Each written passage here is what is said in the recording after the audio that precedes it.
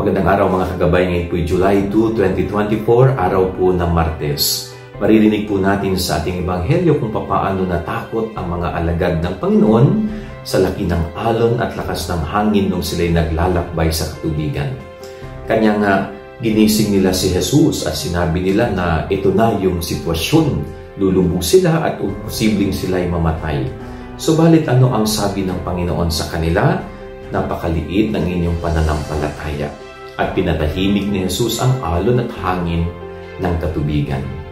Sa buhay po natin bilang mga tao, wala tayong dapat ikatakot sa kahit gaano kalaking alon ng problema, sa kahit ganong kalakas na hangin ng pagsubok ang dumating sa ating buhay kung tayo ay nakakapit kay Jesus. Kung kasama natin palagi ang Diyos sa ating buhay.